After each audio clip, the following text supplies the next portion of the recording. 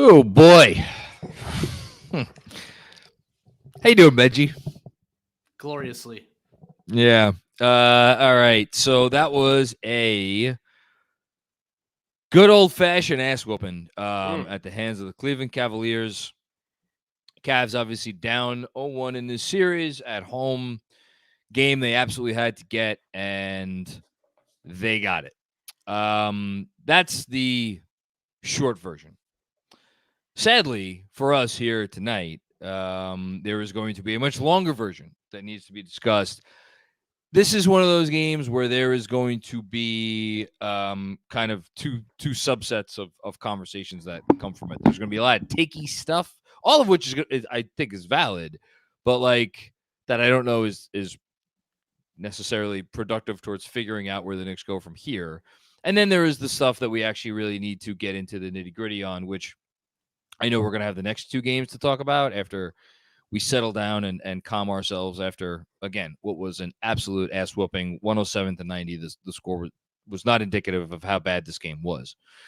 I'd like to start here, Benji, and I want to get your thoughts.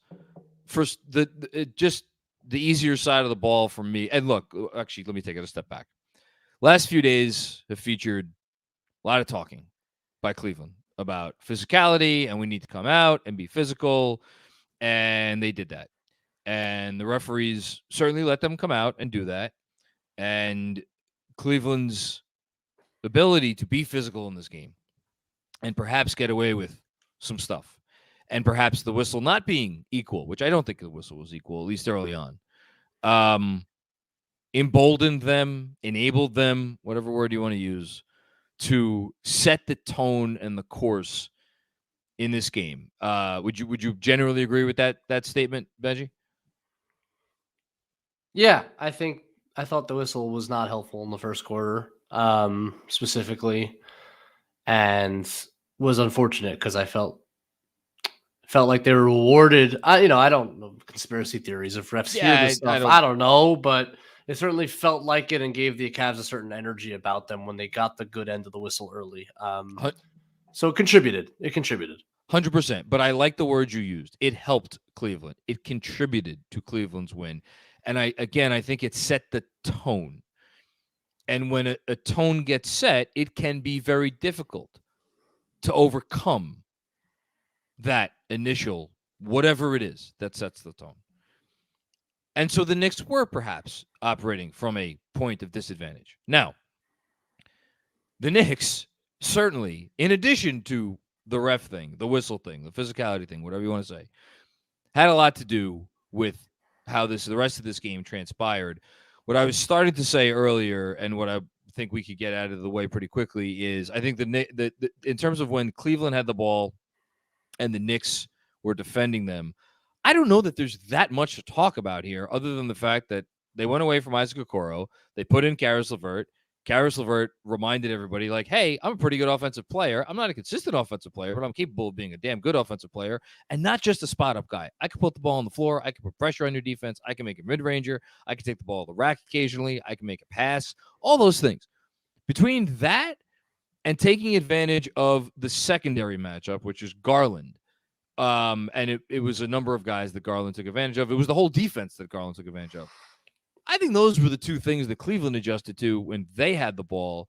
And I think for the most part, the Knicks didn't play great defense. They let go of the rope a little bit at the end of the first half. They let go of the rope a little bit at times towards the end of the game in the fourth quarter. I didn't see anything from Cleveland tonight on offense that made me think, man, I don't know how the Knicks are going to be able to defend well enough to win this series. I'll go back to you again, Benji. Any disagreement there or anything you want to add? A few things that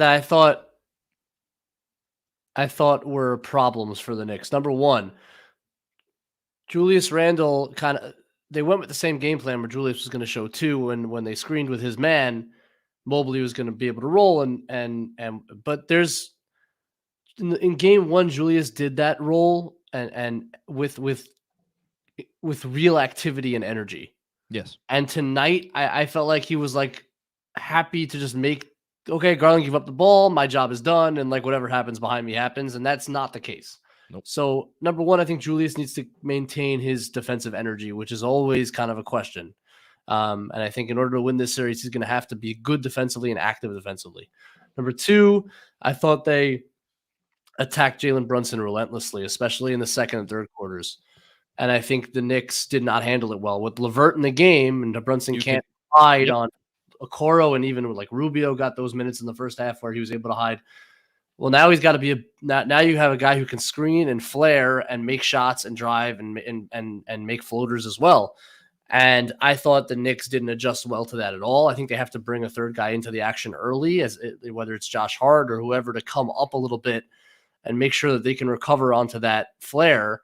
And I also did a little bit after once.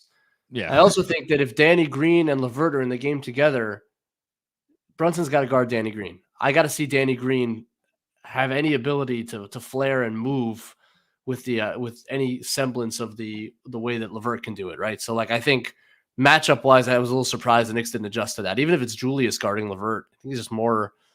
I think there's more size there. I don't think you take as much advantage. Those are two things. And the third thing I would say is it's significant that the Knicks already got the Cavs to make the first big adjustment, which is we're benching our starting small forward. That's a good point. See the court. And I don't want to underscore that. That was a big early series adjustment. Credit to JB Bickerstaff for making it, but the Knicks forced his hand, because early in this game it was the same story where Okoro, they were just funneling the ball to Okoro and he couldn't. 3 minutes. Played 3 minutes. And he might not see the floor again this series. Rubio's done. They're going to play guys that can shoot. That means that their big guys are going to log a ton of minutes because they're not playing a big bench. I'm not sure Danny Green can move. I wasn't convinced in his short stint that he is going to be a real factor in this series. I think you can find ways to attack him on defense also. But those were kind of the general. I agree that they defended okay. That wasn't really the problem side of the ball tonight, but definitely some adjustments from the Cavs that the Knicks are going to have to adjust back to for Game 3. And to your point that you just made, and we're burying the lead. We're getting to it. I just wanted to get. I was trying to get the quick stuff out of the way first, but it does deserve a little bit of diving into. So, if indeed Okoro is out, and I bet you they go back to him at some point in this series, maybe as a pivot, like Brunson gets going, let's throw Okoro in the game and let's deal with it. But let's assume Okoro is out for right now, and let's assume the Knicks figure out a way, and we're going to talk about this in a moment, to adjust such that you can't have Danny Green on the floor. Well, then all of a sudden you got the main four, LeVert and Cedi Osman. Cedi Osman played 23 minutes tonight. He was 2 of 9 from the field, and in a game that and look, some of these minutes were garbage time, so take it with several grains of salt. But in a game the Cavs were destroying the Knicks, Cedi Osman was a -9. Again, take it with some grains of salt. Yeah, but it's still something. So what are you left with?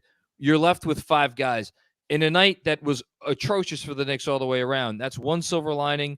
And then the second silver lining, again, you took advantage of Brunson. You may not be able to hide Brunson anymore. Not aggressive Randall. And both of those things, and Cleveland 50% overall, 42.4% from 3. You had all of that, and Cleveland scored 107 points. Now, would they have scored more points if they needed to? Yes. They were probably on pace at this rate to score maybe 115, 120, whatever it is. I'm going to stick with my thinking that this is still not – I'm not coming out of this worried as nearly as much. I'm not worried, honestly, at all about the Knicks' ability to stop the Cavs when they need to stop the Cavs. The other side of the ball is now officially, for me at least, a concern.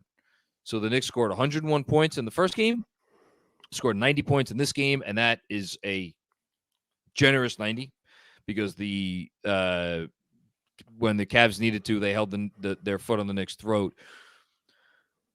I don't know where you want to start here, Benji. I mean, the Knicks have gone as their top 2 shot creators have gone this season. And Jalen Brunson came out, and he was extraordinarily aggressive, specifically from behind the arc. And it was not his night. And he started off okay, and then it quickly.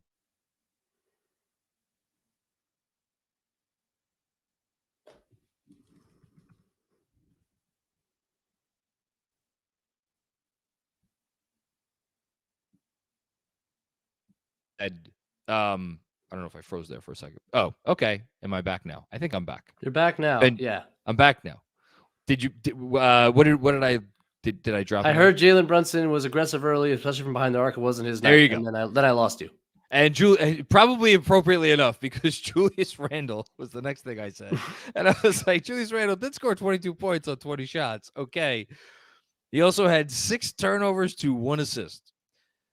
He looked out of sorts, and he wasn't exactly making shots at a great rate. He was trying to take it to the Cavs down low, and every time he did so, it did not necessarily go great. When Julius Randle is 5 of 13 from 2-point range in a game, and most of those shots were from close range, that lets you know that there is an issue. So there's your head of the snake. And then it's like, okay, if that's your head of the snake, and then your ancillary, snakes don't have arms and legs, so I don't know where I'm going with this analogy, but you get where I'm going. Nobody else really did anything. The best of the lot, I guess, was RJ Barrett. And RJ Barrett, I'm glad we've arrived at this point early. You have to laugh after this one. I mean, really. RJ Barrett ended up with 14 points on 13 shots, which on this night made him Jerry fucking West. Because nobody else could do a blessed thing. And look, part of that is guys have been not good. Emmanuel Quickley, I think, should be the lead story because he has been the Knicks metronome this season, perhaps even more than Jalen Brunson and Julius Randle. And he has now had 2 consecutive games in which he is somewhere between completely out of sorts and bad. I don't know if it's more that he's out of sorts or that he's more bad. Somewhere in that range, which is tough because, again, you're metronome all season long. And Quentin Grimes took 2 shots in 22 minutes, which I don't know what to say about that. So, I mean, take it away, Benji. Where are you at in terms of the Knicks offense and their ability to continue to score in this series to win it? Yeah, I was surprised by Brunson's early approach, and I thought it had a trickle-down effect throughout the entire roster. Fourth quarter, late crunch time, I understand him isolating and taking every shot. I get it. First quarter of game 2, I think your responsibility as the point guard of the team handling the ball is to at least get everybody some touches. Make early passes. He only passed when he felt like he had to. It was just too much isolation. And yeah, he had a few ins and outs, like a couple of those could have gone down, but the whole offense for sure just wasn't functioning anywhere near the way it needs to. And I just think it has to come down to, sometimes you got to make an early pass. Sometimes you got to run through their high post. Sometimes you just got to bring the ball up and swing it and let someone else attack. It's asking too much of him, and then it's not allowing anybody else to really get in any kind of rhythm early. So I didn't like the approach at all from Brunson to start the game. And he's someone I'm very hesitant to be critical of because he gets it, and he generally has a real hand on the pulse of this team. I just didn't really sense it tonight, and I thought it was damaging. The Cavs made an adjustment defensively where they were hard trapping him, and they were really aggressive helping off the weak side. So Jared Allen was on the other side of the lane, overloading it. And I think they were taking advantage of the fact that Brunson wasn't a very willing passer, and 2, that he can't really see over a defense. And so it's hard for the ball. The ball just never found itself, never found the weak side. Grimes was kind of standing there, and it never found the weak side, which is where we get to Grimes only taking 2 shots, is because the ball just doesn't find him off that initial trap.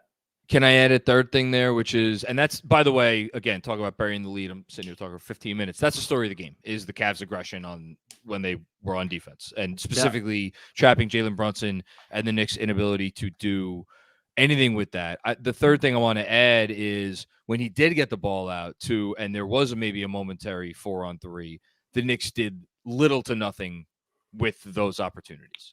Something we talked about in the preview is depending on who's in the game, if it's Mitchell Robinson, they should be aggressive. And there were a couple times where Mitch caught it at the foul line and didn't know what to do with it, and then everyone can get back. And by the way, Julius Randle's guilty of this too. Even Julius got it off, just so hesitant and not quick enough to make the pass. The Cleveland defense is extraordinarily active and extraordinarily long, and there aren't many gaps when you get an advantage, you have to hit it quickly. And if you Fast. don't, Yes. And if you don't, then it's the gap just closes, and now you're trying to fight someone one-on-one again. And that happened a lot in this game. So like, and it happened a lot in game 1 too, to be honest, but Brunson and Randall were just good enough shot making that they were able to win the game anyway. But over the course of the series, it's gonna be asking a lot. Brunson, I think, will shoot better. He makes a lot of the shots he normally makes, so I'm not worried about his shot making. I just think he's gonna need other guys to step up, and that's partially on him to get everybody involved. Completely agree. So the Cavs did that, and it didn't happen immediately, I didn't think, but before too long, that approach, maybe combined with the physicality, got the Knicks also all kinds of out of sorts. The Knicks only finished, I believe they finished with 17 turnovers for the game, but during the relevant portion of this, 18 turnovers, which was, by the way, the same as Cleveland. And Cleveland had several turnovers at halftime also. The difference was that 14 turnovers for the Knicks at halftime, and Cleveland scored 21 points off of those turnovers to just 7 points off of turnovers. Or excuse me, I was off there. 27 points, not 21 points, 27 points off of those 14 turnovers, to just 11 points scored off of the Cavs turnovers. And so, and I guess that's kind of where I want to end up here before I let you go, because okay, the Cavs had this approach. It worked. And guys just need to play. I think the Knicks will settle down on offense, and we won't see another first half where the Knicks have 14 turnovers. I feel confident about that. Like you said, I feel confident Jalen Brunson is going to make more shots than he made tonight. I even think Julius Randle is going to, God willing, play better and not be as, I guess, hesitant, right? Hesitant would be the word, or apprehensive in terms of how both hesitant and careless simultaneously. And careless. Okay. So I have to think that those things are going to happen, but there are some very real worries in terms of systematically, we have to ask, do the Knicks have answers for this when you have, again, RJ Barrett? He has been the best. Put Josh Hart aside, because Josh Hart exists kind of in his own world. He's not asked to create shots. He's not even really asked to take a whole lot of shots, which is maybe an issue in this series because he's such an important piece to other things that you do. But put him aside. From the guys that the Knicks rely on to get points in the way that traditionally you get points in the NBA, either by hitting outside shots or making stuff happen inside the arc, RJ, Quickly, and Grimes, RJ's been the best of those three easily. And yet we're sitting here and he was 14 points on 4 of 13 shooting. Grimes, we said, took 2 shots. We talked about why that is, because they just weren't getting the ball to him. And then Emmanuel Quickly ended up 4 of 8 for 12 points. I mean, you want to talk about a stat line that is not even remotely indicative of how he played, because he was very bad again. And he got some things to go late, and hopefully seeing the ball go through the basket will help.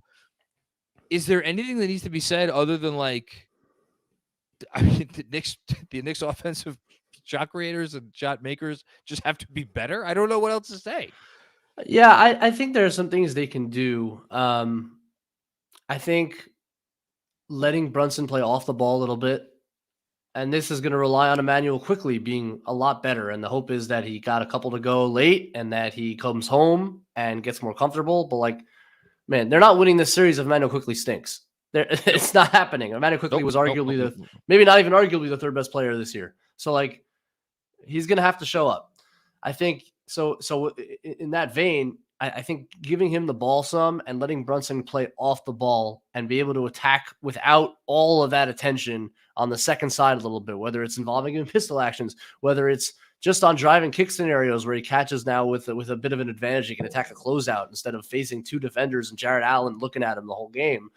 I think that's one way the Knicks should go, is trying to allow Quickly to run more of the offense, and then Brunson can attack on the second side. Which I think, so real quick, by the way, you talked already about, I'm going to sound like Debbie Downer here. You talked already about okay, good job by the Knicks making Cleveland make the first adjustment.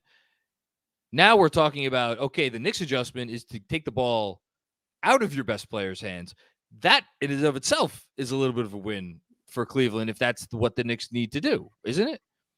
In a sense, but I feel like it's a very, again, like Brunson is great, but kind of just biologically, it's hard for him to see over, especially a defense like this. And they're so big, and so like I just think it benefits the Knicks offense. Whether that's a win for Cleveland, I get that. I could see that, but I think overall it'll just be a nice shot in the arm for the Knicks offense to kind of loosen things up a little bit. And then for Julius, I think it's really important to start screening for him. It was too many ISOs on Mobley tonight. I completely agree. And I that's just not going to yield a ton of fruit. When he has Danny Green on him or Jetty Osman on him, he needs to attack the rim and not settle for threes, which he did on Danny Green one time in the second half. But like when Mobley's on him, try to like, and this is the way Grimes and Quickly need to get involved too, is screeners, man. Like bring them into the action to screen. They do it for Brunson a bunch. I think they could do it for Randall as well and try to create a little bit that way and loosen things up. So those are two things I think that they could definitely do. And then just being a little bit quicker in their decision making, getting off the ball faster, I think will be a big part of it as well. Like Cleveland, I hesitate to say this because like, here's what I'm going to say. Cleveland wanted this game for the Knicks on offense. They wanted to get the Knicks in the mud. They wanted to make this a slog. They wanted to make it such that the Knicks had nothing easy and obviously were forced to make very difficult decisions and like force them to just like live in the muck and succeed in the muck. The Knicks did not. The Knicks gave into that completely, and it's like I want to be critical of the Knicks because they did give into it completely. At the same time, Cleveland was the best defense in the league for a reason. So it's like, you know, and it's the playoffs, and it's like okay, it comes down to matchup hunting and this and that. And so, but again, if your top guys are just not making shots, I don't really know what to do. And I'm going to go back to this one more time. Maybe I'm the only person who keeps beating this drum, but when Cleveland limits you from taking threes, they win. That is what they want to do. They do not want you to take threes. They were the best team in the league at taking away threes this year. And the Knicks, for the second game in a row, took 29 threes. They made 8 in the game one. They made 7 in this game. Like, I am convinced the Knicks need to figure out a way to generate good three-point looks. And I that's not easy against this team because, again, they were better at it than anybody else. But I think that's what they need to do, and I think it might be hard to do. But yeah, you can see how they do it. They can be super aggressive on the perimeter and just overplay everything and force you off of that line when you know you have Jared Allen and Evan Mobley in there. Yeah. And like, did you see it tonight? Like, man, the Knicks struggled to finish around the rim tonight. Those two guys around the rim. Those two guys were monstrosities down there. They were great. Credit to them. Incredible. They were great down there. The Knicks could not finish anything. And so that allows guys like Garland to play. And Garland was good defensively tonight too, but there's a luxury. Fantastic. He has a luxury of being able to play super aggressively, understanding what's behind them. And that's how they do it. And they could shrink the floor with all that length.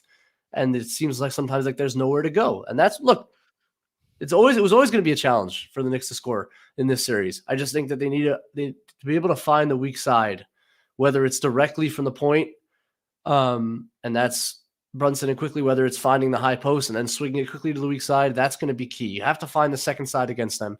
It's too hard to create on the strong side with all those guys helping. So to me, that's the key going into game 3, and they have a few days to think about it for sure.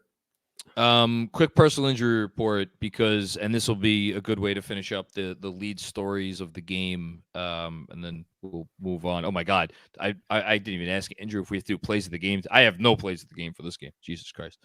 Plays of the game were, the final buzzer. And, I don't know, the showers going on after the game, and then maybe the team getting on the team bus. Injury report. So Julius Randle in the game late, along with the other starters, for reasons that, I mean, look, we joke about it with a lot of these Tibbsisms. You either win or you learn. But again, we joke about it, but they're in his blood, and in his mind, it's like, look, we're going to use this opportunity to try to figure something out. Now, I thought there was some validity to that when the Cavs still had their starters in the game. Bingo. And as you pointed out, once the Cavs still got their starters and you're going against the likes of Raul Neto and Robin Lopez and whatever, at that point, it ceases to be productive. There's nothing to gain. There's nothing to gain. Nothing to gain. And what happens? Jared Allen goes up, takes Julius Randle out of the air on a dunk attempt. Julius Randle goes back to the locker room. We'll see. I mean, he lands on his tailbone. We'll see what happens. It was an awful decision by Tom Thibodeau. There was no defending it. Zero defense of it whatsoever. The silver lining that I tried to put on it in the moment, and I don't know, we'll see, but like the series was already chippy, and the series was already obviously high intensity, high emotion, the whole thing. I wonder if that play, again, it's the playoffs. You don't need any extra motivation, but like Julius is a funny guy, man. I just wonder how if he plays. I mean, God forbid that injury keeps him out for like game 3. I mean, I don't even know what the conversation is going to be then. We'll have it if and when it comes, but like, yeah, that's the last thing I wanted to say. Benji? Andrew? I have nothing to add to that. It was inexcusable. It was ridiculous. It was a terrible shame. The game already was the game is over. Crappy enough. Yeah. And like it just didn't make any sense. We said it at the time. Jared Allen, I don't think that I understand that you're theoretically trying to block the shot, but that is an incredibly dangerous play from behind, regardless of the score, to be honest with you. Now, I'd get it more if it was a close game, sure. But that trying to block a shot from behind the guy that's already in the air like that is an incredibly dangerous play. So I thought flagrant was the right call. I wouldn't have tossed him for it, but I thought flagrant was the right call. And I don't really want to hear any defenses of that not being a dangerous play that shouldn't be in basketball. Like, I'm all for trying to block shots, but when a guy's in the air and you're directly behind him, you can't try to go for that block. So that was a shame, but he shouldn't have been in the game. And that's really all that needs to be said. It was indefensible. I more indefensible or less defensible was the fact that Randall was in the game. Again, do we get a silver lining out of it? We'll see. All right. Andrew, anything else before we hold on. Yeah. Moment of the game. We're really doing a moment of the game? Yes, Benji, I'm glad you're here for this because I got 3 candidates. So let's start in the first period when Vladimir Tarasenko scored 4:58 into the game to give the Rangers a 1-0 lead. That's one. 9:30 in, Chris Kreider scored to make it 2-0. And then Ryan Lindgren scored to make it 3-0. Right. If you want to add a fourth, which the Rangers did, Chris Kreider scored again off he had one called back and then on a deflection scored. And then the last one by Philip Edel to make sure you won by 4. Those are my 5 moments. Oh, were we talking about a different game? Were you guys talking about a different game? It's the James Dolan expanded universe. Exactly. Yeah. Yes. 1-1 for the Garden Boys tonight. Listen, we needed some good vibes. So the Rangers provided that at the very least. This was rough. But hey, you won game 1. You did what you had to do, as we like to say. You did what you had to do. You got one game in their place. You come back to our place. Hopefully the role players find themselves in the home games, which often happens. And they're going to need to. And the Knicks have a couple days. I think they could probably use a couple days now, luckily, even though it seems like the series is going to take a month and a half with all these days in between. But I think it's probably useful for them to go to the tape. They got to adjust back. They got to hit back. And we'll go from there. See how it goes. What's the example, real quick? What's the example I used on the playback? Go back to 2013, the season that apparently only I thought was special. That second round series against the Pacers. Knicks lose game 1. Game 2, they win by 26, have this run in the third into the fourth quarter where they outscore the Pacers by like 40. Got run off the court, the Pacers, 105-79. Didn't matter to the rest of the series. The Knicks lost home court, or the Pacers stole home court, and the Pacers defended it. Cleveland has to prove that they can win a game on the road. Yes, and Cleveland has been, we should also say Cleveland has been a phenomenal home team all year. Like, I think keeping perspective is important tonight, but it is going to be interesting because there's 50% of me that wants to say exactly what you just did, Benji. The Knicks came into Cleveland and did their job. Despite how tonight went, the Knicks did their job. And the other half of me is like, okay, we got to figure out how to score enough points to win 3 more games in this series. That's because both are true. Both points are true. Both things. That's why, because you're right. Both sides of you are right. It's Yeah. both. Like if this had been a really close game, I think you go in and say like, all right, we got 1-2, and like it's going to be a grinded out series. Now we go home, we get our advantage. The fact that they got blown the hell out and there were obvious things the Cavs did to stymie the Knicks offense in specific and attack certain weak points in the Knicks defense. Yeah, there are strategic things the Knicks need to figure out and need to counter now. And hey, again, we talked about this before the series. This is a big series for Tom Thibodeau. Yes, because Bickerstaff made a lot of moves, more than you normally see in a game 2 in terms of lineup shifting, in terms of strategic changes. Tibbs has to counter back now. Now it's in his court, so we'll see how it goes. Yep. Well said, Benji. Thanks for sticking around for a little extra time and your amazing insight as always. Let's go Rangers. LGR, baby. Later, guys. Later, Benji. Later. All right. So as I understand it, we have many super chats from before this game even why ended. I'm glad. Before I had the Rangers bit ready, I was gonna make sure that Randall moment at the end got mentioned if it wasn't in personal injury report. No. It was gonna be in moment of the game because that is a topic of conversation. Why is Randall in the game? Yeah, of course. Absolutely. But again, like that's one of those things where I'm gonna sit here. I'm gonna be like, it was wrong decision, terrible decision. It was incorrect. I don't know how many different ways I could say it. I don't. But that's it's where you just say I agree and we move on. Yeah, I agree. That's all you got to say. It's like I agree. For anybody who has super chats, if like I apologize in advance, I'm gonna be like, yep, okay. That's all you have to say. You're right. There's no analysis. You are correct. Yes, yeah, you're correct. There's no analysis. Yes, But that's like you live by the Tibbs and you die by the Tibbs. And Julius Randle almost died by the Tibbs. Yeah, is what happened. Yeah. Anyway, okay, let's do this. Let's do it. All right. Starting us off, I believe I know. Hold on. Yeah, here's where we're starting because we bring back our segment from Game 1. Robert Cross super chats from before the game started. Wonderful. So first one. This is at 7:01, about a half an hour before tip off. All right. Puck drop had just happened. So go ahead. Great. It's your boy, John. The only thing softer than the Cavs is your burgeoning relationship with Big Thread Ben. Knicks in 5, #53 wins.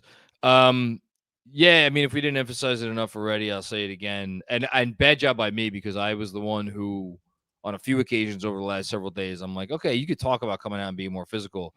Actually being physical and having it work to your advantage is a different story. They did. They absolutely backed up their words. Did the refs help? Yeah, the refs helped. But, like, good job, Cleveland. That's all I'm going to say. Good job by them. Next up. First time, long time, John. The Cavs are food. They are an unserious team. Knicks at 5, #53 wins. Oh, boy. Yeah, I never know whether Robert is being facetious or not. I hope he's being facetious with this one. He sent this when the Knicks were up 13-6. Yeah. 15 minutes into the game. And even then, I was like, okay, listen, I was talking my shit. I didn't put it into a super chat, but I was pretty arrogant on the playback. Cavs came out and played better. Props to them. Next up. This is a cosign we all have, by the way. It's your boy John. Update: Reggie Miller still sucks. #53 wins. And you know what the worst part of Reggie Miller? He's so smart because he is such a smart guy, and he knows exactly what he's doing. Like he every word that comes out of his mouth, he knows he's getting under intentional skin. Yeah. He's trying to get a reaction, as those that are on television do. He's the greatest villain in Knicks history. And I don't think it's close. Last one from Robert. Okay. First time, long time, John. The officiating in the first half has been garbage. #53 wins. I mean, okay. It was not I did not think it was a fairly officiated game. I'll just say that. And I'm curious what Tibbs is going to have to say about it afterwards. I agree. And away we go. Okay, here we go. Although I'm still not getting, I'm getting like no updates from anybody. So if there's any interesting quotes or stuff to come out of the post game stuff, let me know, Andrew. All right, Will do. Mifflin's. Thank you. Not trying to step on RC's mid-game. Andrew, you're gonna have to help me out with this. RC's mid-game SC streak. Mid-game super chat streak. Oh, Robert Cross's mid-game super chat streak. But can you provide any explanation for why Randall's been in the game since the beginning of the second? I don't know when this was sent, but I think he. You remember during the playback when I commented Yeah, that they went away from the strategy that Yeah. Obi comes in 5 minutes in the first quarter because Randall came in at the end of the first and then played the Yeah, and, entire like- second and played the most of the third. And I was like, they went away from that quick up from Randall so that way they could stagger Brunson Randall in it. And I'm like looking at it and like, Obi was okay. Obi did a few nice things. Forgive me, I don't think Obi Toppin is the answer in this series. It's not an OB. I don't believe I at least didn't ask it from an OB position. I'm just wondering what the adjustment was. So they went back to what they did during the regular season. And I thought Benji answered it we both said it, but it was like they need their best offense on the floor The at best the moment. offensive players on the floor. Yes, like the staggering is nice and the adjustment was nice and it worked in game one. Yeah. In game three, you're trailing by a ton. And look, the rebounding when Obi came back in for that start of the fourth was just so clear. Like they don't have a rebounding edge whatsoever, especially the way Garland and Mobley were playing. Yeah. So. Yeah. Obi one of 4 from 3, by the way, tonight. Thanks, Mifflin's. Jesse M. Pre-2019 draft. My God. Woj said there was a potential trade down move for the Knicks to draft Garland and gain another first round pick. In hindsight, it looks bad they didn't. I don't think we needed tonight to say that. I mean, look, if you do that, then maybe you don't get Brunson and like there's my God, there's so many different sliding doors moments. But Darius Garland was a 22-year-old All-Star. There's no question about that. And RJ Barrett is a guy that he's been the best between Quickly, him, and Grimes. He's been the best of those three, and it's not honestly, it's really not close. I still wonder whether RJ is the answer in this series or whether I would rather bank on one of those other two guys to get it going somehow. Thanks, Jesse. You're muted. So the next portion of our show is a Frank Miranda, a Frank from Patreon streak. Oh, here we go. Okay. So buckle up, John. I'm buckled up. Frank Miranda, what's up, Mag? It's your boy Frank from Patreon. The game materialized my worst fears that our offense throughout the year was a bit of smoke and mirrors because of the limited shot creators we have. Let me get through all the comments and then I'll comment on all of this. What's up, Mag? It's your boy Frank from Patreon. Tibbs is back doing Tibbs-like things. Josh Hart should not be in this game in the fourth quarter. Why not give Deuce a look here? The coach truly lacks foresight. Okay. What's up, Mac? It's your boy Frank from Patreon. Tibbs' blind faith in RJ's baffling. I don't want to hear about his garbage points when the game was out of reach. And then last but not least, Mac, why the hell is Tibbs inserting Randall and Brunson back in the game? This coach is trying to get a player unnecessarily injured. This is fireable if one of them gets injured. This is banding. Okay, let's try to take it one step at a time. I don't know about fireable. Totally, completely, 100%, 1,000%, 1,000,000% the wrong decision to have his starters in the game that late. That's one. 2, Josh Hart being in the game in the fourth quarter. I mean, Josh Hart's a guy that he's been the best plus minus guy in the NBA since he got traded to the Knicks. Generally, good stuff happens when he's on the floor. I have no issue with him ever being out there. Although I will say, in a series where, as I've been yelling and screaming about, Knicks got to shoot threes, the fact that when he's out there, it's like one other guy who doesn't really want to shoot threes, and although he hits, I mean, he's the one guy who hits threes. He was 1 of 2 tonight. Excuse me, he's 1 of 1 tonight. He's 1 of 1. So whatever. I'm not going crazy about Josh Hart. As far as Deuce, yeah, I think he could have used, maybe a Deuce injection or something, seeing if maybe you got an answer there, seeing if maybe his activity level on defense, maybe get some splash plays, maybe get some steals, turn it into transition. I think that might be part of the answer in this series. Again, it's not why they lost this game. And then as far as the Randall or the RJ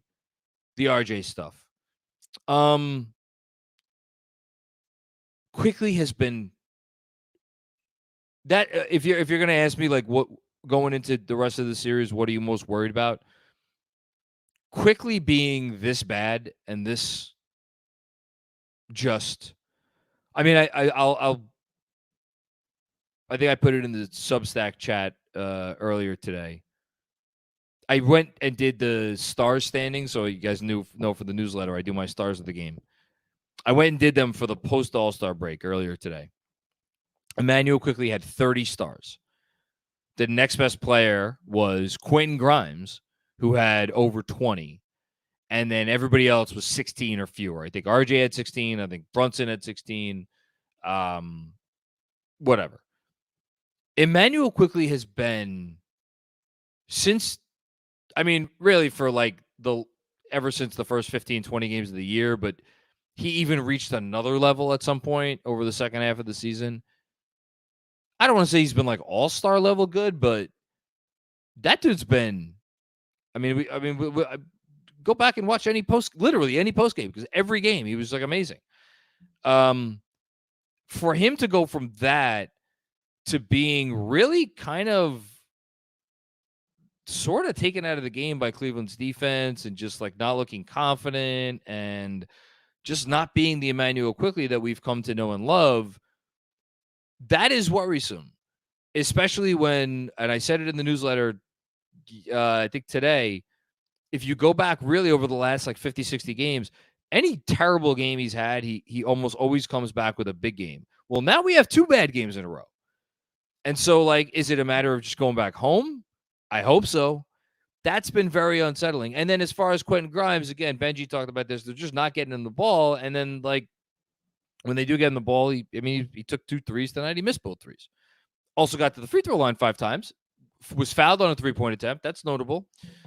But, like, I can't sit here and kill Tibbs for continuing to go with RJ when, like, what?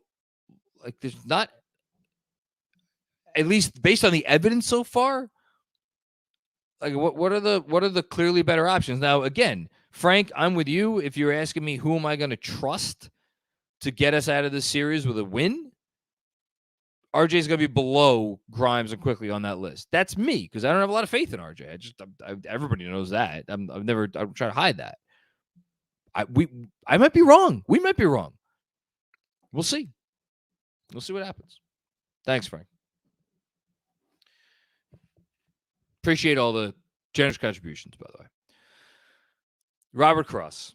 Didn't match the Cavs' intensity. Offense is too slow in our actions. I agree with that. I agree with it that we didn't match the Cavs' intensity. The officiating was trashed in the first half. On to the next one. Hashtag 53 wins. Yeah, the not matching the Cavs' intensity, like, I do want to push back on that a little bit, only from this perspective. Like, the Cavs were the 7th best offense in the league, which means they were, again, you could say this about the Knicks, you could say this about the Cavs, you could say this about a half dozen other teams in the league this year, that prior to this season, they would have been like either the greatest or like second greatest offense of all time. The Cavs through 12, this is exceptional podcasting, through 17 and a half minutes of game time tonight, had 30 points. Midway through the second quarter, Darius Garland made a 3 to make it 33-24 with 7:21 remaining in the second quarter. Before that, they had 30 points through 4.5 minutes of the second quarter. I thought the Knicks defense came out, and especially Mitchell Robinson on defense was outstanding. I thought, that was there a breakdown or two? Sure. But again, Cleveland made the adjustment, put another offensive player in, take out Isaac Okoro. That offensive player, like, hit some shots. Like, Darius Garland was really freaking good. He was like, the shots he was hitting were tough shots.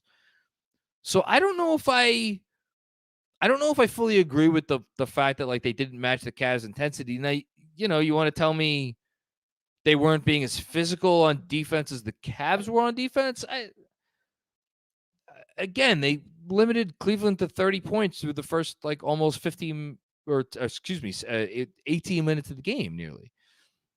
And then the Cavs started to exert their will. I don't know. That's not, to me, it's more about what the Knicks were doing on the offensive end. And is that an intensity issue? I think that's more about the second thing that you said, that the offense was too slow in our action. We just weren't being smart. We weren't executing, and we just weren't hitting shots. Thanks, Robert. JBRI. Never imagine RJ would struggle and still have to be out there because he's Tibbs' option, but this result is what that looks like. Need quickly, desperately, still 1-1, baby. Let's go, Knicks. Yeah, no one's been good. No one's been good. Tibbs is trying to find answers. Tibbs is trying to find someone who looks like they deserve to be out there on the offensive end of the floor. And it speaks to something that we've talked about a lot this year, and Benji kind of alluded to it already in the preamble. It's one thing this team doesn't do. They don't make quick decisions. Very rarely does the ball fly around, and especially against a really good defense. That's the other part of it. It's like we were talking a lot in the first half, and like Jeremy was getting on me. He's like, how could you not be shocked by what's happening now when the Knicks had whatever the hell they had, like 35 points at the half? And I think the reason I wasn't shocked is because for as great as the Knicks offense was this year, and it was great, I think when you combine the fact that they do have some troubling tendencies, which is that they don't make quick decisions, they don't, like, the ball rarely like pings around, and it's not a beautiful offense. It's a very workmanlike offense. When you combine that with the fact that they're not a good shooting team, bottom half of the league in effective field goal percentage. I think they finished the year 20th in effective field goal percentage. That was a storyline coming into the year. So when you combine those two things with the fact that you're playing the best defense in the freaking league, you get what we got tonight. And quite frankly, what we got in game one and what we've seen a lot against the Cavs this year. Like, this team hasn't scored a lot on the Cavs this year. They've won games against the Cavs, but they haven't scored a ton. Cleveland's defense is real good. They're real good, with the exception of the Jalen Brunson game. Frank with another one. Randall almost got hurt. This is a sucker move by Tibbs. My God, what is wrong with this coach, Mac? There's no excuse for this. This will have the Tibbs detractors out in full force. Insane coaching. Yeah. Yes, I agree. Tom the dentist. Not only did Tibbs have a horribly coached game, to have the starters in this long is beyond saving game. In a tied series is beyond reproach. Look, again, this coach is someone that people would love. Certain segments love nothing more than to have a reason to jump on him. He gave them given them/you every reason to jump on him. As far as like Tibbs coaching a bad game, I don't know about that. The Cavs adjusted. They smacked New York in the mouth. New York hung close for a while, and then at the very end of the second quarter, kind of let go of the rope when the offense was just like, they just started kicking the ball around the floor. I don't know if that's on Tibbs. Yeah,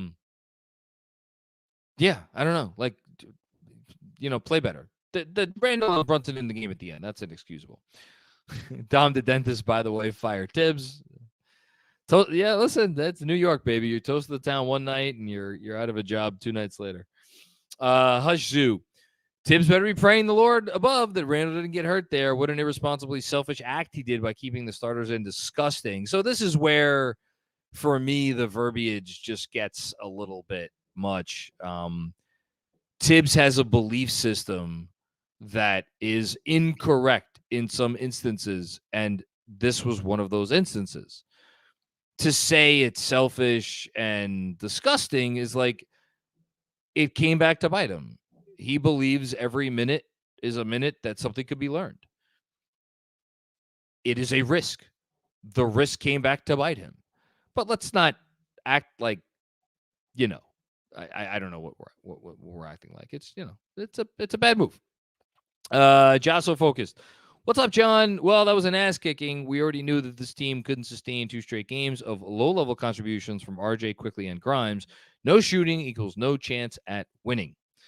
Yeah, they like Benji said it at the top. They're not going to win this series if IQ doesn't play well. They need their top 2 guys to play well, or at least like one of those guys to play like at par, and then the other guy to have like be better than par. And then they need one other role player to step up in a big way. And that's what happened in game 1. Jalen Brunson was like above board. Julius Randle was like maybe like at the level, but he was good when he needed to be in the first half. And Josh Hart was incredible. And they won the game because of it. And it was just enough. Tonight, none of those things happened. They need to happen. They need to be better. Hush Zoo with another one. Grimes and Quickly have combined for like 15 field goal attempts for games 1 and 2. Someone needs to tell them to shoot more. Brunson and Randall can't do everything. Well, there's 2 sides of that coin. Brunson, who, I mean, I don't think I've been more effusive in my praise in praise of anyone this year more than Brunson. He's been incredible. I mean, most important free agent signing in Knicks history. Like the guy that gives me faith in this year and years moving forward. He was bad tonight. And he was bad not only because he missed shots, he was bad because he was a bit of a ball hog. So, but at the same time, what was it? Grimes. So Grimes and Quickly took 9 shots in game 1. And like, you know, take it with a grain of salt, 10 shots in game 2. So 19, but really a bunch of those from Quickly were like late in the game. So yeah, you're about right. During the relevant portions of the games, about 15 combined. It's not enough, but you also got to make shots. You got to make shots, got to be better.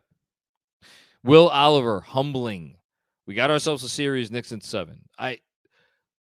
That'll give me the opportunity to just say there was a lot of very big, to borrow a name of a popular Twitter account, big Nick energy after game 1. There's a reason why I got on here and Andrew Claudio yelled at me. He can yell at me again if he wants. But there's a reason when I was like, get one of the next 3 to be at worst. Get one of the next 3 and be 2-2 after 4. There's a reason I said that. And it's because I have so much freaking respect for this Cavs team. I have respect for them too. In the following moments of what you called one of the biggest wins since 99, to be like, I just hope we win one of the next 3. I didn't think matched the energy. The spirit, I understand. Be 2-2 after 4 games. I get it. Is it my job to match the energy, or is it my job to be the level-headed one? You tell be me. the level-headed You're my producer. One. You be the level-headed one. I'll throw the party. How's All that? right. And I'm going to say right now, I'll double down. Get one of the next 2. Oh, it's split. I'll sign up for a split now. Take both, but no, the Cavs are good. You know, that's a good reminder. That's to Will's comment. This was humbling. They are a good team. You get one of the next 2, and then you get one of the next 2 after that. Don't really care which one it is. Get it to a game. Get it to a game 7. This was always going to be a 7. I hope this will be a 7-game series. That's all I'll say. Win game 3. Let's start there. I would love nothing more. Thanks, Will. Hush Zoo. Also, RJ's value must have tanked so hard by now. I don't know if any team wants him despite his age. Might have to give up picks to get rid of him. Look, the second this season is over, well, you're not going to have to give up picks to get rid of him because he's matching salary. And that is going to be RJ's name after the season's over. And you know what? You know what I want? Nothing more. Because I know people watch the show, and some of the people that watch the show know people who know people who know people. I would love nothing more than for someone watching the show right now who knows somebody who knows somebody who knows RJ Barrett to be like, hey, this guy doing this postgame, he just called you matching salary. That's how little faith he has in A, your ability to positively impact this series, and B, the possibility that you're going to be around on this team after the summer. I hope someone shows that to him. I hope he makes me eat those words and look like the biggest fucking fool on the face of the earth. I would love nothing more than that. Please, RJ, make me look like an idiot. You showed me some signs in the second half tonight. You had a couple moments there. You had a few moments. Not going to be enough. Not going to be enough. Sam Garcia, embarrassing performance. No disagreement. Thank you.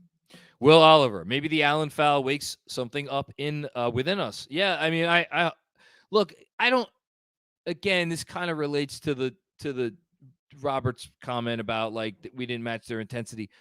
The Knicks came out with the proper intensity, and they came out. They were good in the first several minutes. The first comment I had, the first thing I wrote down tonight was all the themes early, which was my way of saying like all the things that we talked about going into the series and after game one, where it's like, this is how the Knicks win the chess match. Like, this is how the Knicks want the chess match to go, and this is how they win the chess match. It was all like we were seeing it all, and it was all going the Knicks' way through the first however many minutes, 3, 4, 5 minutes. And then Okoro got taken out, and then things started to turn, you know? And I don't know that our intensity decreased, but like, do I think the Knicks have another level to reach? Yes. Do I think that foul maybe helps them get there? Yeah, maybe it does. I sure hope so. Because right now I'm worried. Frank Miranda, Mac, I hope you raining holy hell on this coach. You could not defend Randall almost getting injured. I'm not defending it. Even Reggie Miller is screaming it on the podcast. It was indefensible. There's no defending it. Josso focused. If I hear anyone blame this loss on RJ, I might lose it. 1, Grimes has to be more willing to shoot it. 2, quickly needs to figure something out. That's one of those things where I do want to go back and I want to rewatch and I want to see how much of it was Grimes. Like, to me, I felt like when Grimes got the ball, like, I don't know that there were a ton of moments that again, in the moment, you got to go back and watch Q Tibbs, right? You got to watch the tape. I would have to go back and rewatch, but I didn't feel like there were a ton of moments where I was like, Grimes has to shoot that, you know? And I didn't say it out loud. Maybe there was a moment I was thinking it and I'm forgetting it, but I didn't feel like there was a lot of that. I just didn't feel like they got him the ball for all the reasons that Benji talked about early. Quickly's the one. I mean, Quickly needs to be better. I didn't even, I said his final line, 4 of 8 for 12 points. He had 3 turnovers. He had only 1 turnover tonight, actually. So that actually wasn't that bad. No one had more than 2 turnovers other than Randall. And as far as blaming this loss on RJ, no one person gets blamed for this loss. Okay, this is per Ian Begley. Julius Randle said his back is fine. He said he asked to stay in the game late in the fourth quarter to get his legs in rhythm after missing 2 weeks due to an ankle injury. All right, I'm not going to take the bait. Even if your player asks you to stay in the game late because he's trying to get his rhythm back and whatnot, first of all, I don't know if that's true. He may very well be just saying that to defend his coach, because he knows how the conversation. Julius may be emotional. He's a smart man. He knew how this was going to go. So I don't know if that's true. Second of all, even if it is true, that's on Tibbs to take him out. Still, be like, I appreciate that. I understand that. 1 or 2 minutes more of game time is not going to make the difference between you getting your conditioning back and you not getting your conditioning back. And by the way, if we're going to really examine this Zapruder film style, so Julius left the game after that foul at 2:22. Jalen Brunson was still in the game. Jalen Brunson also left at 2:22. So that may be Julius's reason for wanting to be in the game. Why was Jalen Brunson in the game? I'm going to call bullshit. That's me. Mr. My last name might as well be Thibodeau. I'm calling bullshit. Jesse M. Ironic that Randall almost got hurt in a blowout the same day the Athletics player survey comes out that Tibbs is the So words matter. The number one worst coach to play for by players.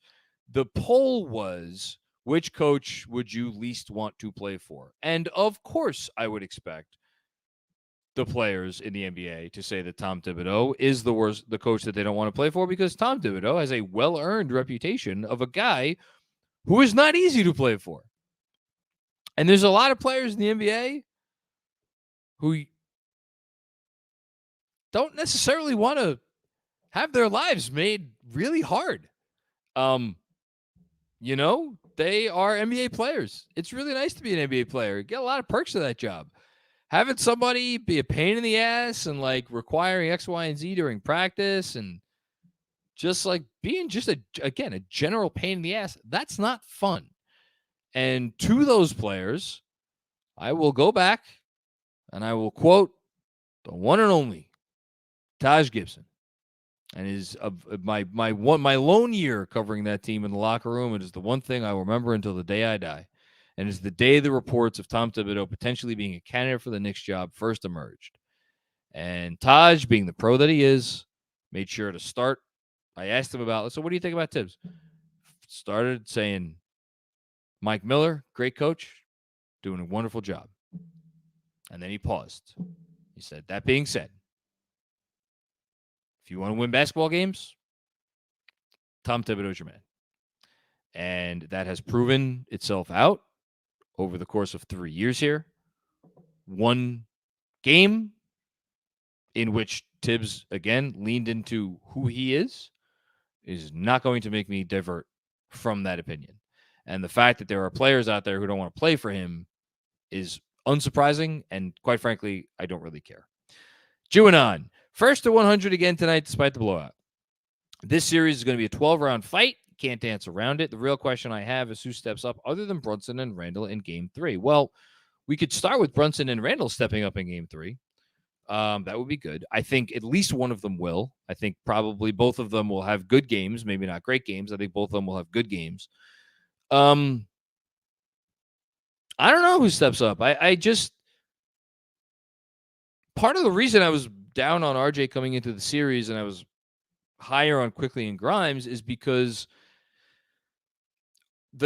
it's the numbers. The numbers say that RJ is very bad from behind the arc and he's very bad from outside of the restricted area. And he's okay in the restricted area, and it goes from okay to good in the restricted area. One, because he gets there so often, and two, because he draws fouls. Now, to his credit, he drew a bunch of fouls tonight. I don't want to dismiss that out of hand.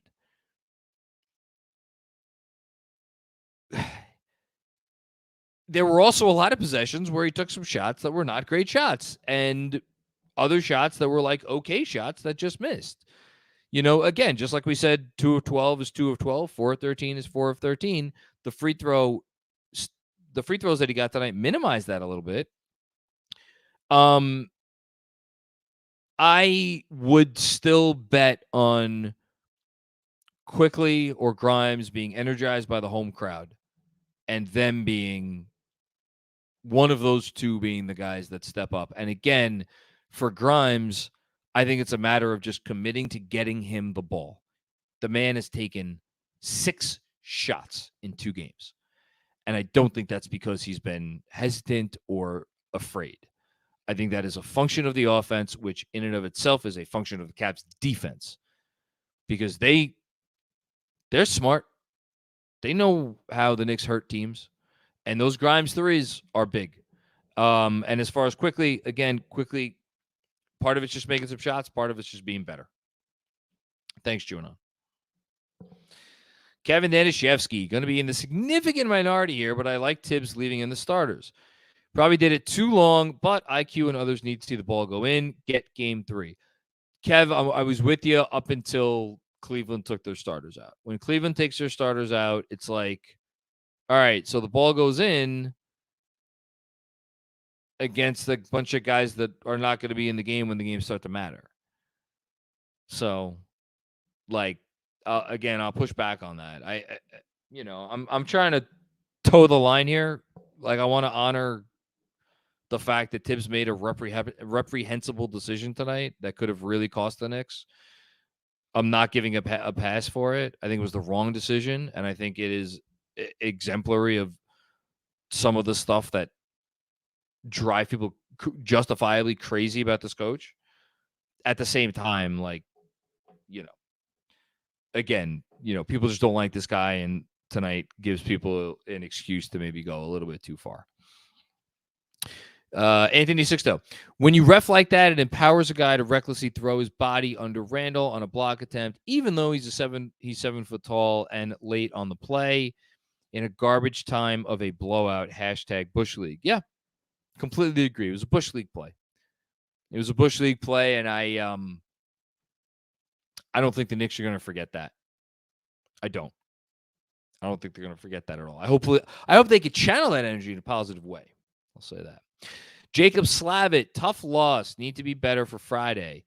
What the fuck happened to our role guys? IQ has vanished. Can we be honest and say RJ has been a big disappointment? I mean, are you talking about as a player or are you talking about in this series? I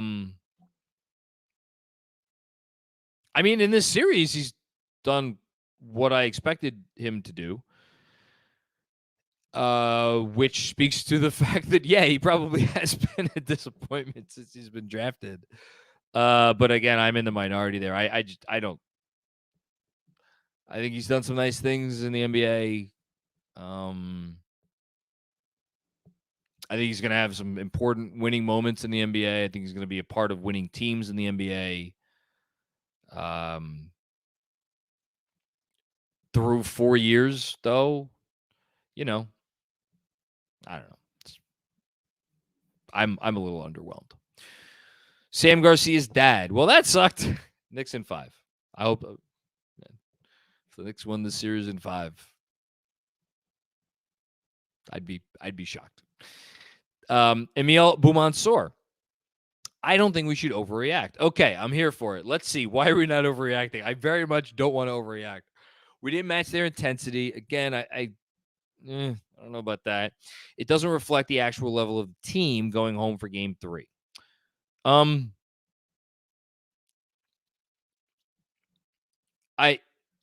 What we have seen through 2 games does not reflect how the Knicks have played this season. Not even remotely. What is concerning to me is that traditionally in the playoffs, like, there is a reason why rotation shrink and, like, you are, like, coaches boil it down to, like, okay, who are the 5 or 6 guys I could trust? There's a reason for that. It's because the playoffs are a different animal and guys tighten up, and there are all-star level players, star level players, superstar level players even. Maybe not superstar level players, because you're not really a superstar until you do it in the playoffs. But, like, definitely star level players who, like, get to the playoffs and they quake. To say nothing of role players who get to the playoffs and they kind of quake. So that is why historically in the NBA, when you're trying to figure out who's going to do the best in the playoffs, you look at the top end talent of teams, which is why a team like the Lakers went into the playoffs as the 7th seed, and there were people who were like, I think they can make a run. And guess what? Maybe they can. So with the Knicks, with the Cavs, first of all, their top end talent, Donovan Mitchell, we know what he is because he's done it in the playoffs before. Darius Garland seemed ready for the bright lights tonight. And, I got some pushback for saying after game one of my fears was like, I wonder if we're going to get a much better version of Evan Mobley going forward. Offensively, it didn't really happen.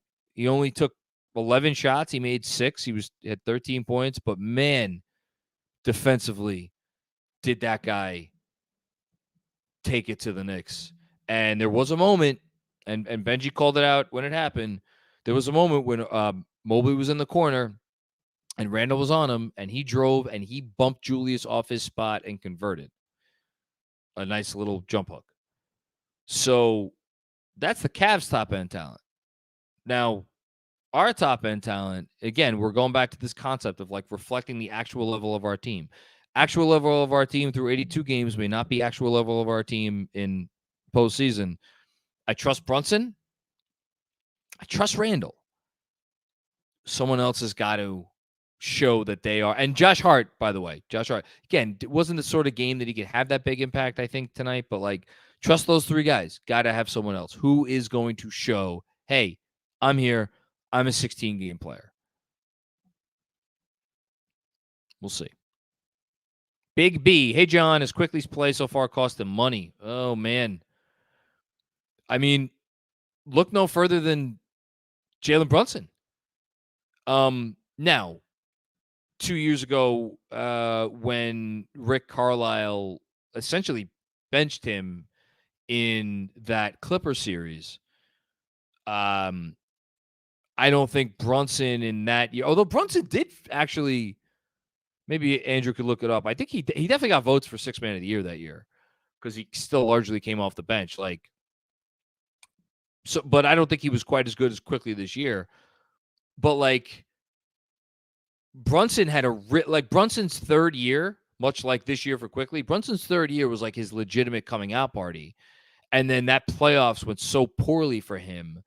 And Dallas didn't even offer him the mid-level. Like, they didn't offer him like the max extension they could have offered him at that point, which was 4 for 55 or whatever it was. Thank you, Andrew. Yeah, Brunson finished 4th in 6th man of the year voting, right behind Derrick Rose. So, like, Quickly is either going to win it or finish 2nd. So, not quite at that level, but Brunson had an amazing 3rd year. And his playoffs, again, prevented Dallas, different financial landscape in the NBA, granted, but prevented Dallas from offering him mid-level money. I don't think we're getting to that point with Quickly, but if this series keeps going in this way, are the Knicks going to be like, here is $100 million for the next 4 years? I don't know. So far, yeah, so far, I think it's cost them some money. Absolutely. Josso Focus, tired of Mitch doing his best Nerlens impersonation. Subtle point in this series, and I'm actually going to write it down because it's so subtle that I might have forgotten to mention it. And I'll probably maybe dive a little bit deeper in it, not tomorrow, but for the next day. But the Knicks, and this was a fear I had before the season, the offense-defense conundrum with the centers. Because for as much as Mitch does on the offensive boards, even though he didn't do much on the offensive boards tonight, his limitations on offense are very real. Isaiah Hartenstein is just a better offensive player. Now, he was bad offensively tonight, or he didn't do much on offensive tonight, somewhere in between those. But, like, I thought Mitch was dominant on defense, and Tibbs didn't have him in the game. Why? Because I think Tibbs made the decision, like, if I need my offense first guy to go in there as opposed to my defense first guy, because Hartenstein, the difference between Hartenstein on offense and Mitch on the gap between Hartenstein on offense and Mitch on offense is bigger than the gap between Mitch on defense and Hartenstein on defense. And that's not always true, but I think that's the bet that Tibbs was making in this game, at least. We'll see if it's a bet that he continues to make going forward. Specifically, the reason it's so relevant in this series is because when you have a defense like Cleveland that is so good, you can't. It's so hard to play a 4-on-5 on offense, and that is what they are forcing the Knicks to do on some of these possessions with how they are, with how Cleveland is forcing them to use Mitchell Robinson because of who they are bringing, into the play to double Brunson, to bring the extra guy by Brunson. It's tough. It's tough. Mitch needs to be better. I don't know what else to say. Mitch needs to be better. Kareem Edwards, APB out for IQ. We had no penetration all game. Yep. Yeah. Completely agree. We'll see what they do. Because, again, bringing screeners into the action to try to get downhill, the Cavs are like, all right, we're putting 2 on the ball. What are you going to do with it? Knicks couldn't do anything with it. So, and shout out to one more thing on that. Shout out to Fred Katz, who wrote before the series, the X factor for the Knicks, the second pass. It's not the first pass out of the trap that is the important one. It's the second pass. Where is that pass going? And more importantly, how quickly are you making that pass? The Knicks were not making that pass quickly tonight, and it just wasn't yielding any fruit whatsoever. So, yeah, not great. Deadward 604. I don't think I've ever seen so many key players on a team just shut down once the playoffs start. Quickly, totally shutting down has taken away a strength. Our bench looks like a weakness now. I don't know that I'm going to go that far. I still think, even after as poorly as some of our players have played in this series, I still think they are the deeper team, but it's like, what is your definition of depth? Because as of right now, the Cavs very clearly have 5 guys that they are eminently comfortable playing. And, I know Cedi Osman didn't have a great game tonight, but, they feel okay playing Cedi. And here's the nice thing about Cleveland, man. And this might be tough. And I'm just thinking about this now. Are 6 guys enough for Cleveland? And the reason I say that is because with Donovan Mitchell and Darius Garland, they're interchangeable. Either of them can play point guard. Jared Allen and Evan Mobley, interchangeable. Either of them could play center. Now, it becomes a little bit difficult when you have specifically Jared Allen out of the game, and then it's just Mobley, and then it's like, so what are you playing Cedi Osman at the 4 for when Mobley or for when Jared Allen sits? And I think, if that's your biggest concern for 12 minutes of the game, can the Knicks really punish that? They weren't able to tonight. Might 6 guys, if you play your top 5 guys, let's say, if you play your top 5 guys 40 minutes, what does that leave you? That leaves you have to make up, let me do some quick math. You have to make up 40 minutes. So that isn't enough because you're not playing Cedi Osman 40 minutes. So really you do need a 7th guy. You need a 7th guy. And tonight it was Danny Green. And it's going to be incumbent upon the Knicks to take advantage of those Danny Green minutes and Cedi Osman minutes to the best of their abilities. And obviously tonight they were not able to do so because the Cavs were really smart in how they deployed stuff. And the Knicks were just bad. Sam Garcia with another one. Thank you, Sam. Realistically, what is RJ's value in a trade? He's neutral salary.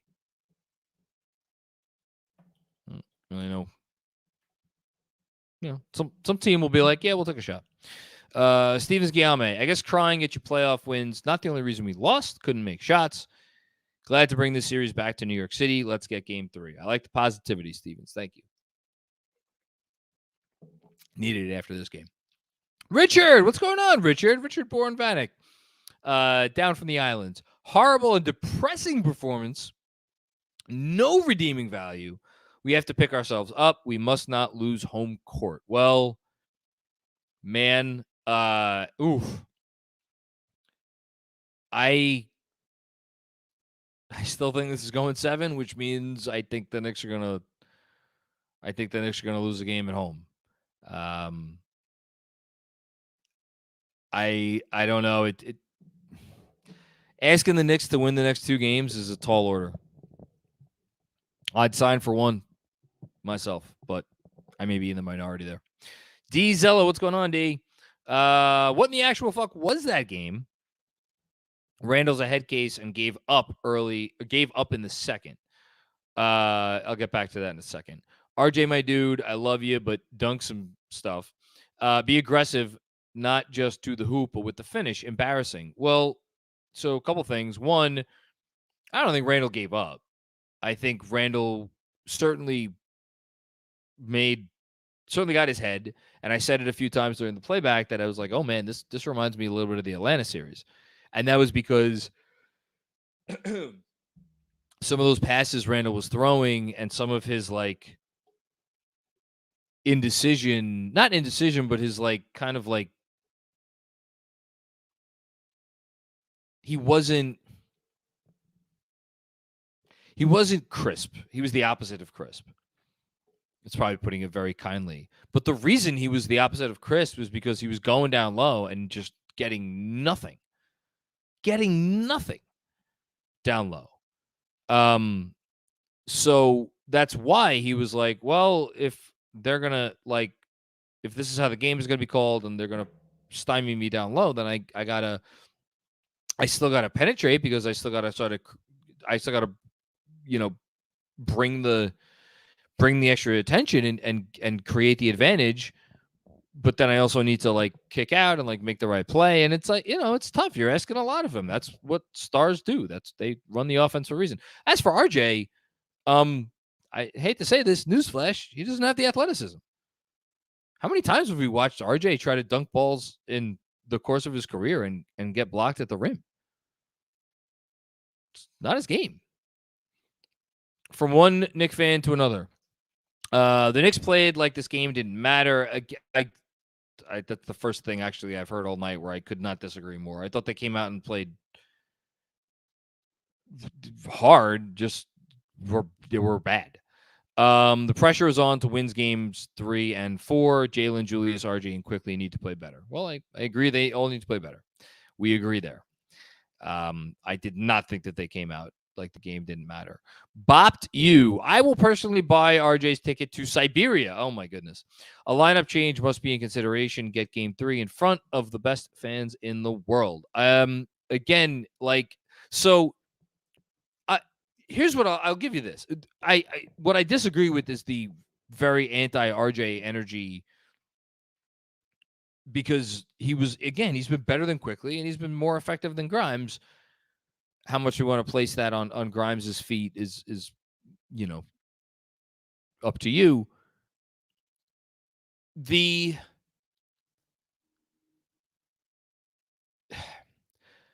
If they are going to defend the Knicks like they are going to defend the Knicks, which is if Brunson wants to shoot threes, we're going to give him the space to shoot threes off the dribble, pull up threes. Same thing with Randall. They'll give him that space. We don't believe that the Knicks want Jalen Brunson and Julius Randle taking, 15 pull-up threes. And spoiler alert, they don't. So we're going to either put 2 on the ball if you do high pick and rolls with Brunson, or if he penetrates, then we're going to just show him bodies. And same thing with Randall. So how do you get out of that? You get out of that by putting another player on the floor who you trust to make good, quick decisions, potentially make a shot when given one-on-one coverage with a lesser defender, even if it's not necessarily an easy shot, like a mid-ranger, to say nothing of the fact that someone who could make a 3. And again, Quickly has been worse than RJ, and I don't think it's necessarily been close. But given their skill sets and given what they have done this year, I trust Quickly to be more of the answer than RJ. Now, it's not going to matter if he doesn't play better or if either of them don't play better. But and then I think again, Benji had a good thought early on. Get Brunson off the ball, put the ball in Quickly's hands. Let Quickly be your point guard for a bit. I think that's smart. Give it a shot. 007 Angelo, Mac didn't freeze. He passed out like Mike Francesa. Hey, listen, I'm getting up there in years, man. Turning 40 in 3 weeks? Shit.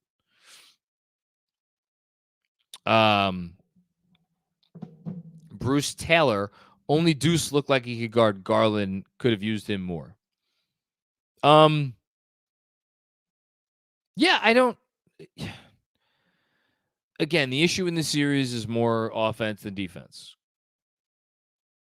So, do you want to introduce another player into the ecosystem who is not theoretically going to help your offense? But then again, I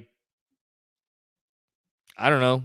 I would have given Deuce a lot of run on the floor. That would have been my, again, what the hell do I know? But that would have been my, let's see if we could find something here in the fourth quarter. I would have maybe given Deuce a little bit of more run, but I don't know. We'll see. I mean, look, your rotation that you've stuck with since the Hart trade has gotten you this far. You've been one of the best teams in basketball since you traded for Josh Hart. That's probably what you should invest the time in, figuring out how you continue to win with the players that have gotten you here, even if you need to slim some rotation minutes for certain guys. Thanks for that, Anthony Sixto. Cavs definitely have IQ's rhythm down. They give him the room early, and then they press right as he beats. At the beats, he usually likes to pull up. It has him searching. Totally agree. And that's why. That's why there is, I think, skepticism that IQ. Not skepticism, but there's a reason I think that me and I know I've said this all year, and I think Benji has said this all year. We're both yeah, IQ is in his perfect role. He should be the sixth man for a really, really, really, really good team.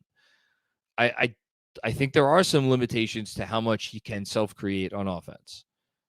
So, against a great defense. Now,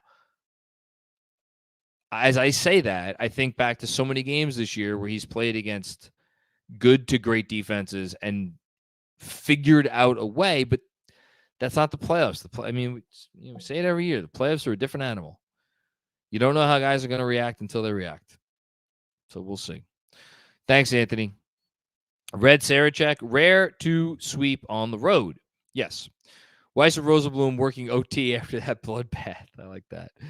Shout out to Weiss and Rosenblum. We took one. They adjusted. Now it's our turn. Guard their guards. Shut down 7th Avenue. I like it, Red.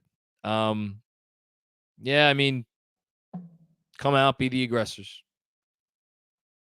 Play sound. Execute.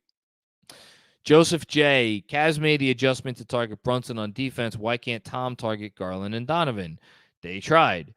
Try a post up and draw a foul. Make the hot hand work on D. Come on, Tom. You make it sound so easy, Joseph. If it were that easy, they'd do it. For one, targeting Darius Garland, excuse me, this is actually the most egregious statement that we've had in Super Chat tonight, because guess what the Knicks tried to do tonight?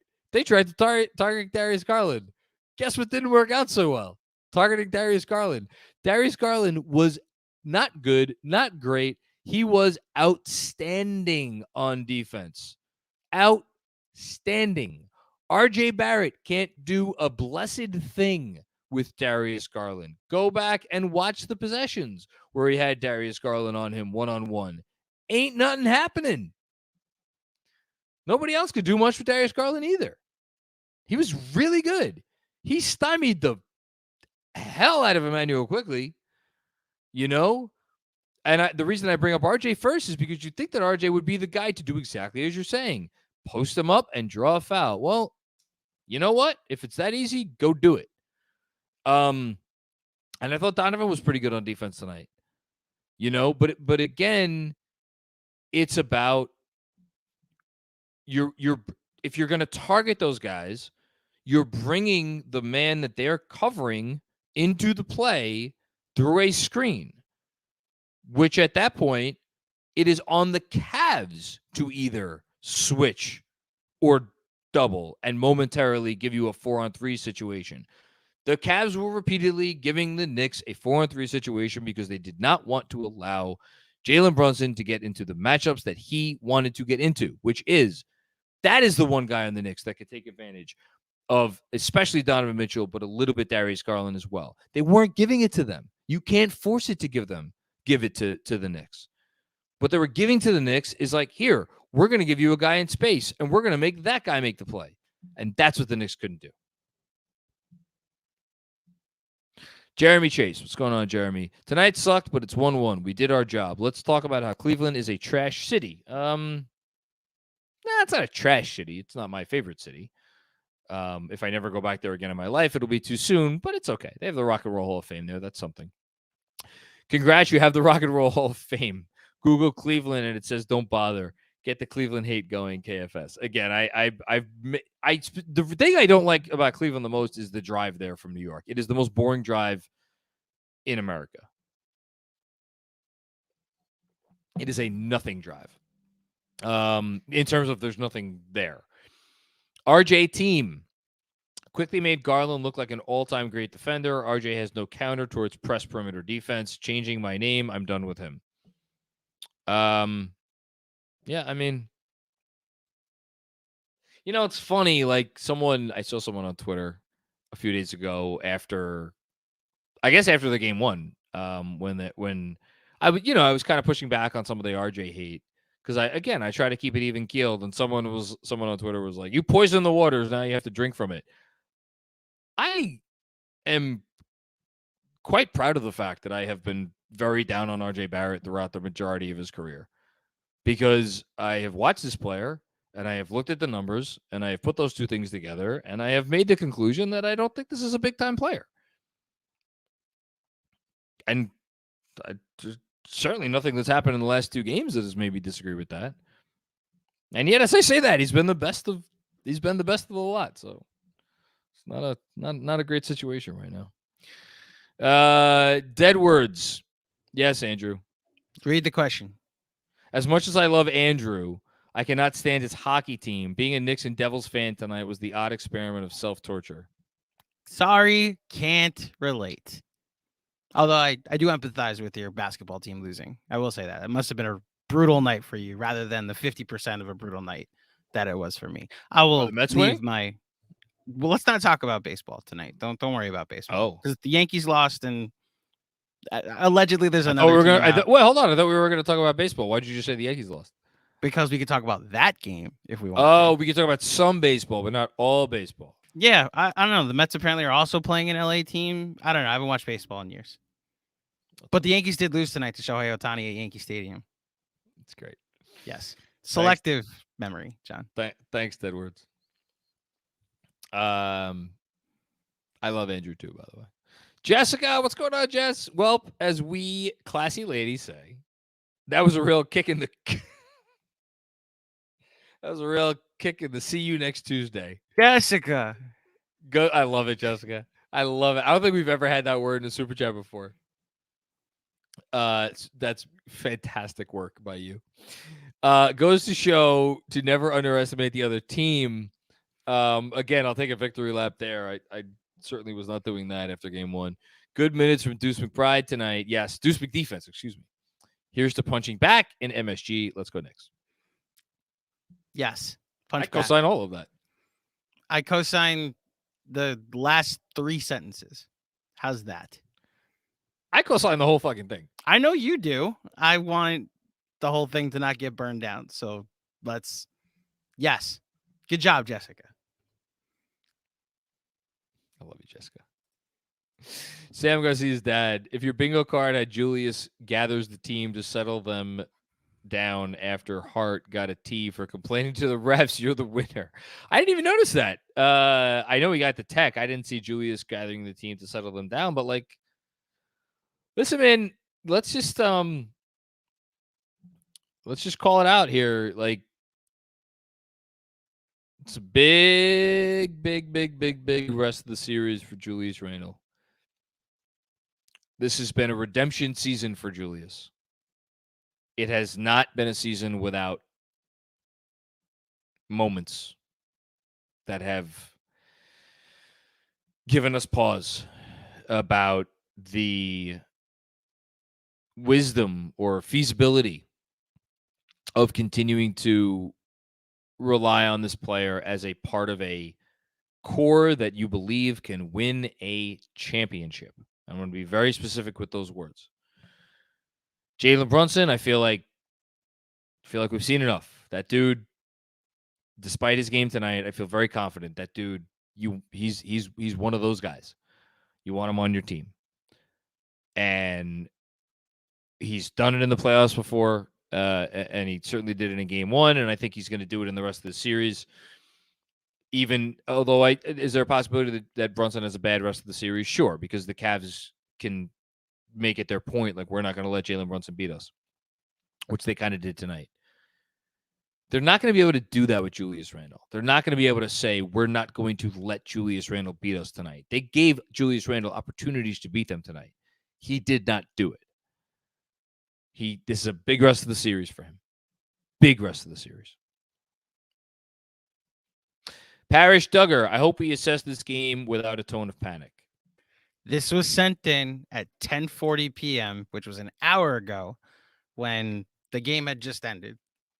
Paris, spoiler alert. God bless. Didn't go as planned. I'm not for what it's worth, I'm not panicking. I feel a little bit worse about things than I did before the game. But I don't know. I thought it was going to be a 7-game series before this game started, and I still think it's going to be a 7-game series. So you're on mute. Unless I'm. Nope, that was me. I wasn't saying you. Oh, I yeah, was I know. saying anyone firing the coach or shipping someone to Siberia or anybody, like, you know. Is it that bad in Siberia? What's in Siberia? I have no idea. Never been. That was such a great response. What do you want me to tell you? No idea. I've never been. That's great. Yeah. Okay. Chris Carter, why is IQ suddenly bad at basketball? Because they're playing really tough defense against him, and they're getting in his grill, and like IQ dribbling around is a big part of how IQ gets where he wants to go. And when you're dealing with good on-ball defense and those guys down low, those shot blockers down low, it's just, and then the key is I don't think he's confident from three right now. What was he from three in game one? He was 0-2 or 0-3 from three in game one. Yeah, something like that. Scored his first field goals of the series tonight. So yeah, he was 1 of 4 from three in this game. He did see that 1-3 go down in garbage time, but like for quickly, for me, the three sets everything else up. You know, like he's got to hit threes. So we said it the first 20, 30 games of this year when he was having a rough go of things. I'm curious to see if they go with what you and Benji suggested, if they play him at point, so that way. And Fred, I just saw. And Fred, yeah, to play him off ball, which as a result sits RJ, which I'm not sure that isn't the correct call at this point. Oh, wow. Draymond suspended for game 3. Seriously? Yeah, Begley just tweeted it. Oh, wow. NBA. That's a reputation suspension. Jeez. Dang. Okay. Any Warriors in 6? I completely disagree with that, by the way. Sabonis grabbed his leg. What do you mean? You disagree with the suspension, not me. Yeah. Okay, I agree. Yeah. That's why I say it's a reputation suspension. Yeah, objectively, I agree. I thought Sabonis grabbed his leg and Draymond just landed, So we'll see. That's crazy. Thanks, Chris. Joseph J. Garland gaining confidence in game 2, in my opinion, was the worst case scenario, not the blowout. This is a fair take. Rather have lost with Donovan going off like game 1. C IQ. chicken. I don't know what that's supposed to mean. Yeah, but like Garland's really good. You know, Garland's really good, and you can't like the Knicks. Like that's what they like. The Knicks can't double everybody, right? They can't double Mitchell and Garland.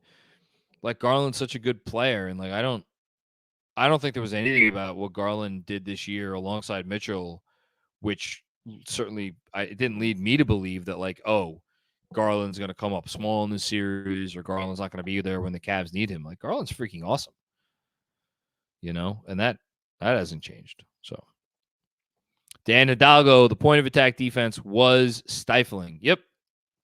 I mean, the Cavs they were good. They were really good. They played really well. They did all of the things they needed to do. On defense, certainly. On offense, I actually didn't think they were like, I think the Knicks defense did some nice things that prevented the Cavs from getting everything they wanted on offense. But like on offense, they were good too.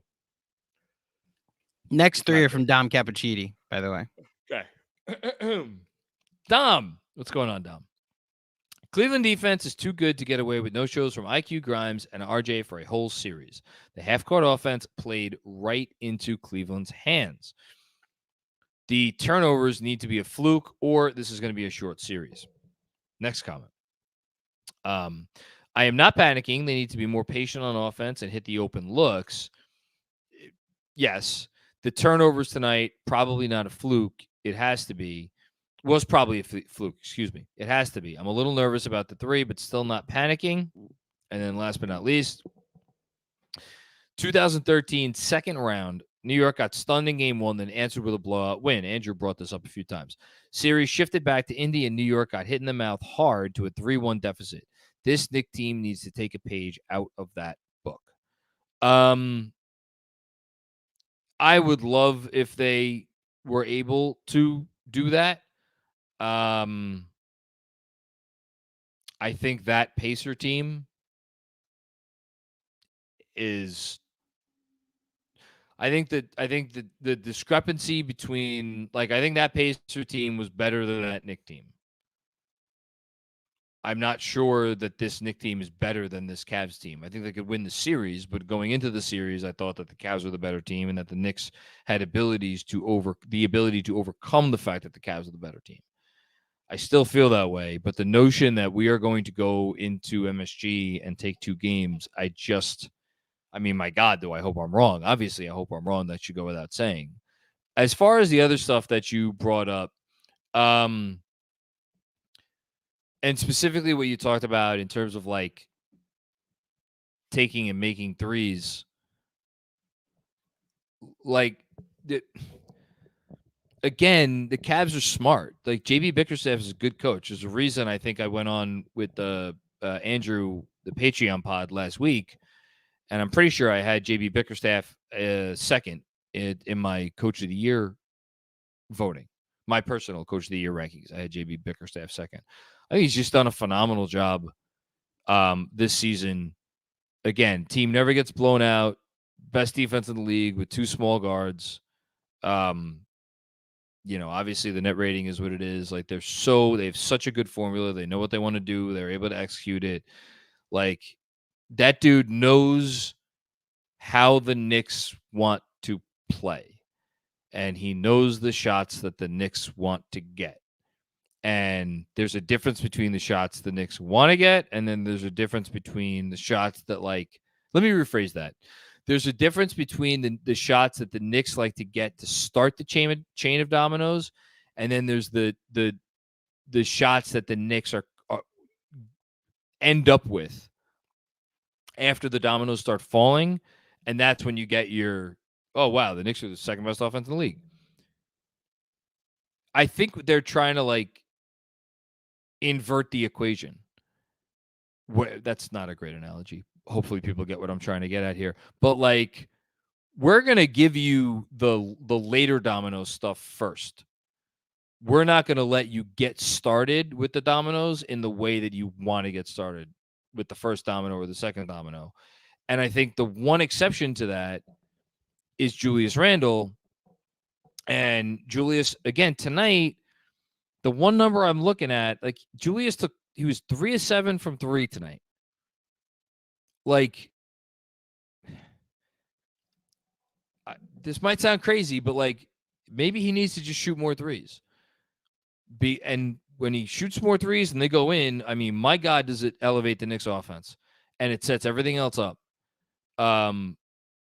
Because like it's crazy to sit here and be like Julius only took 7 threes, but like you look at his numbers this year, and that is appropriate. He only took 7 threes because he kept trying to go inside and bring it to the Cavs down low, and that was not working. The Cavs were stifling him, which is, again, Julius needs to be better. If he's better and they bring more help, and again, he didn't always react well when they did bring the help. So it's like, got to be better. If you're better at, in the first actions, that you're going to get the secondary stuff, and then it gets the dominoes back to where you want them. They were not there tonight. Kevin Danishevsky, I know tonight sucks, but laugh at Atlanta and Hawks fan TV for a minute. What was the final score of the Hawks game? I don't even know. I'm sure it was bad. 119-106. No, okay. Oh, look, Atlanta is not a serious basketball team. Frank Miranda with another one. What's up, Package Boy Frank from Patreon? Not making excuses, but being in Cleveland since Thursday or Friday would make any group of millionaires depressed. That's a great line. That's the super chat of the night, Frank. Thank you. Dom Cappuccini with another one. By the way, so much for not expecting another blowout since December 3rd, 2022, anytime soon. Yeah, that's another thing. Like, Knicks always find a way to get back in games. Either the closest things they've come to a blowout since December 3rd, 2022 have been games where they were in the game until the fourth quarter, and then they kind of let go of the rope. That was the Atlanta game. The Andrew brought it up. The Washington game was like I would talk about a Washington game back when Mitch first got injured. The game actually Mitch got injured in. Like, that was kind of a blowout, but even that game they kind of got back in. The Spurs game, the Brunson and RJ were out. Like, that was a 7-point game with 3-4 minutes left, The fact that they couldn't really, and they tried, man, in the third quarter. They were kind of close to make, like, the game. I think the score, they had a 12-3 run, and it made it 69-53. It was a 16-point game. That was the moment. If they were going to get back in the game, they could have got back in the game there, and Darius Garland 3, and then they had one more little push in them, and then Garland 3, Mitchell 3, and that was it. Shimmy MD, Okoro leaving the game was the turning point. Yep. Good job by Bickerstaff. Changed the complexion of the game and maybe the complexion of the series. We'll see. Sam Garcia's dad. Am I misremembering that a lot of the Knicks offense was based on floaters and rebounds? Haven't seen much of that at all. Is that because of the Cavs defense? So the Knicks tonight did generate, for what it's worth, 13 offensive rebounds. That's a good number. Like, 13 offensive rebounds is not nothing. That is a good number. They were not able to do anything because with those offensive rebounds, because usually the Knicks get their offensive rebounds, and I think someone else brought this up earlier, they like kick it out to three-point shooters. That wasn't really happening. They were getting offensive rebounds and then trying to like go back up with it or whatever else. It wasn't happening. So that's a problem. And then as far as floaters and rebounds, it's a lot. It's really tough to hit floaters when you got that level of rim protection. It just is. And like, also, like, Brunson attempted a fair amount of floaters. He wasn't hitting them. Quickly had one, I think. Pluckster, what's going on, Pluckster? Fun fact for the hopeful. That ass whooping the Mavs put on the Knicks on December 3rd really lit a fire under the team. They came back and beat the Cavs in the Garden to start an 8-game winning streak. I mean, we'll see. I hope. Hope you're right. I wouldn't mind an 8-game winning streak right now. Jessica, perspective. The Athletic poll had 43% of players out of 55 total polled, roughly 23, 24 guys. They have free time to take polls for a reason. Yeah, someone else brought that up to me in my DMs earlier today, where they're like, maybe we shouldn't take so much from the fact that the players who were willing to participate in this poll are the ones who are like, I don't want to play for Tibbs because I have time to take this poll. Yeah, I mean, maybe. I don't really care about the poll. I think we know what Tibbs is, and we know that there are guys who are cut out to play for him and guys who are not. Alex, this just goes to show we should have kept Cam. Thank you. We needed that one, Alex. Haitian Ferg, what's going on, Haitian? Oh my goodness, here we go. I'm done with RJ. I'm even willing to put in Evan at this point. Please, God, no. I feel like his lack of versatility allows the Cavs to zero in on our stars. His style of play is exactly what the Cavs want us to do. 1-on-1, 1-1 going home. Tibbs will adjust. Let's go Knicks. So this is where I am going to again, you're being harsh. RJ's been better than Quickly. He's been better than Grimes in the series. He was not the reason directly that they lost. That said, is there, if you're the Cavs, I don't care if you're the biggest RJ fan in the world or you are like you and me. Would it shock anybody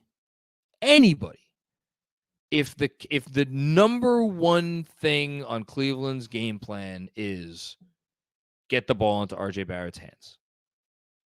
Make RJ Barrett beat us. Would it shock anybody if that was the game plan? And the answer, I'm pretty sure, is no. And there is a reason for that. Now, early in this game, RJ made a quick pass one quick pass that I can remember. There was a good pass to someone behind the arc, and I think it may have generated a three. He has been, I think he has passed it pretty well in the series. He ended up with 3 assists tonight, which, it's pretty good. Oh, I'm sorry. I misread that. RJ had 0 assists tonight. I don't know what I was looking at. He had 3 rebounds tonight. Okay. He also didn't turn the ball over, which is notable. But I agree with you, Haitian. I think his style of play is not necessarily conducive to what the Knicks need to do to win. But I'm not sitting here putting the blame on him tonight. Can't do it. Sam Garcia's dad, should we be surprised that young players and even veteran players with little playoff experience are struggling in the playoffs? Well, the Knicks don't really have any veterans that aren't young. Julius Randle, again, not his best game, but also did a few nice things. Josh Hart's been fine. He was great 3 days ago, and he was poor tonight. And Brunson's he's shined on the playoff stage before. So those are your 3 oldest players. Your next oldest player, other than those 3 guys who's in the rotation, is, I think, aren't Mitch Hartenstein and Obi all the same age? Aren't they all 24? So they don't really have, everybody on the team is kind of young. Should we be surprised? No, not at all. Swaggy OG, I'll take RJ to the airport myself. Jesus. Hashtag go be 22 somewhere else. And Joe Dugan, cheer up, Max. Seems like this loss has you pretty down. Split the next 2 at MSG. It'll be wild. We try small ball since we can't score inside anyway. So if we're getting into things that I wouldn't be surprised or if we saw, I wonder if going small is an option, and that would take Obi off the floor, potentially take Obi out of the rotation.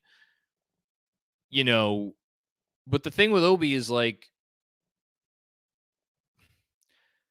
Obi's a pretty good ball mover. He moves the ball pretty well. He had one nice finish tonight. He had another instance where he had a matchup advantage and just did absolutely nothing with it. I think there was another offensive play somewhere in there that I wasn't particularly impressed from Obi. He also airballed a 3. He was 1 of 4 from deep. And defensively, he he's a minus. I wonder if maybe there's something there. Get Hart, whatever. Just pick four small players, right? Pick 4 of Brunson, Quickly, RJ, Hart, Grimes, and maybe see where it gets you. I don't think that's crazy at all. As far as me being down after this game, I'm down because I hate to repeat myself, but like I thought the Cavs were the better team before the series, and I thought I hoped/thought that we would win the series in 7 because we would be able to be better than them in this series for some very specific reasons that I thought we would be better than them at. And through 2 games, I don't know that I've seen enough evidence to make me think like we will be able to overcome the fact that Cleveland is just a better team. So yeah, I mean, it's, we'll see. I hope I'm wrong. Hope all these Knicks in 5 folks are a lot smarter than me. Okay. Thank you for tuning in tonight. Remember, like this video and subscribe to the channel. And if you're listening on a podcast, leave a 5-star rating and a review. We will be back. I think I'm hopping on with DJ Zulo tomorrow. So that pod will be out on Thursday. We got Casual Fridays crew coming up. I'll be curious to hear their takes on this game and what lies in store moving forward. And then, I mean, Game 3, certainly not a must-win game. You got to win one of the next 2, but like how they come out and how they respond and what adjustments they make in Game 3 will be very important, extremely important. Could not be more important.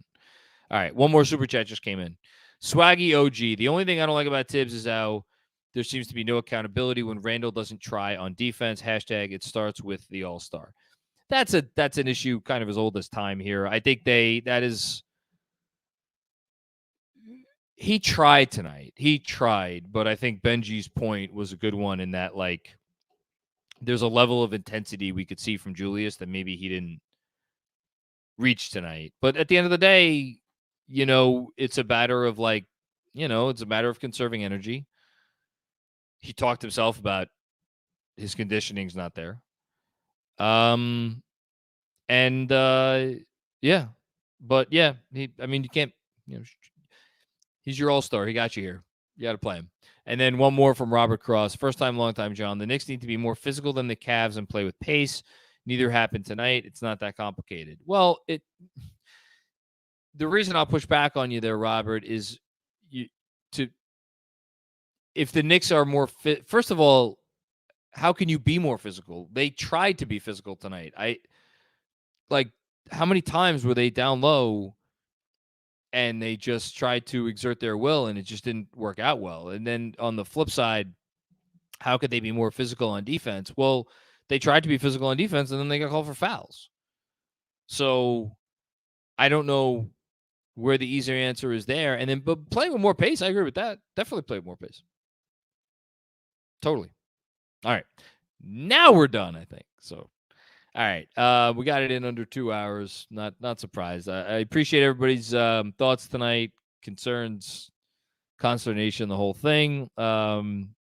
Shouldn't be too down. Shouldn't be too down about this. Go get at least one at home. Maybe 2. We'll see. All right. Until then, talk to you guys soon. Peace out.